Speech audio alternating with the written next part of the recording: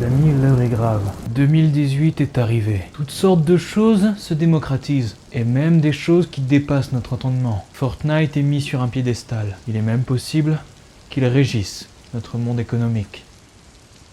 Mais mec, c'est incroyable.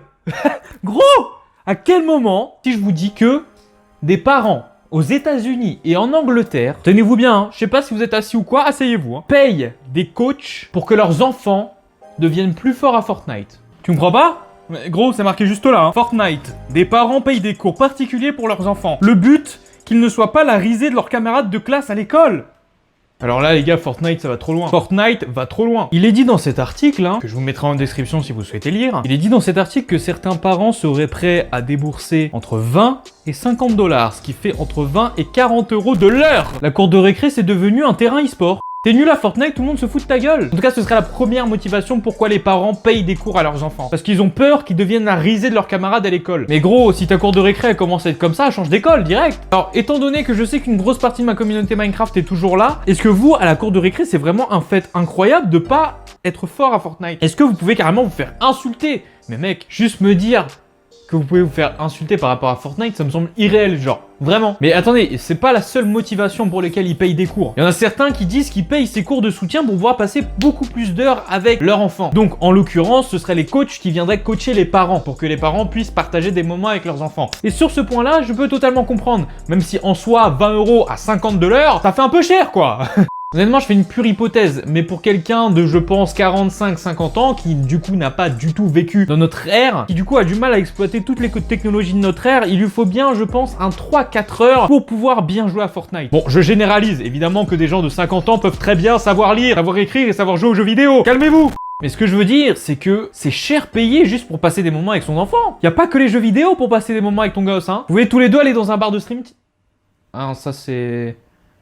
Non, ça c'est pas... Non. Et là, c'est la troisième motivation, mais la troisième motivation est aussi ahurissante que la première. Ils veulent coacher leurs enfants, car ils espèrent qu'ils deviendront des joueurs e-sport. Pour quelqu'un qui aime le jeu vidéo, plutôt ouf. Mais imagine qu'ils imposent ça à des enfants qui n'ont rien à foutre de l'e-sport. Non, Fortnite, ça va trop loin. Fortnite va beaucoup trop loin. Alors je me suis renseigné, je vous mettrai également le site dans la description, c'est un site anglophone où justement vous pouvez aller voir ces coachs-là. Et certains de ces coachs sont clairement des charlatans. J'ai vu un mec proposer ses services à 15 $ de l'heure, alors qu'il dit dans sa description qu'il a 0,25 de KD. Alors ok, à un moment donné, le kill, def, c'est pas forcément ce qui veut dire le niveau. Mais faut pas prendre les gens pour des cons. Si toi-même tu sais pas faire 3 kills, comment tu vas enseigner à un enfant d'en faire 2?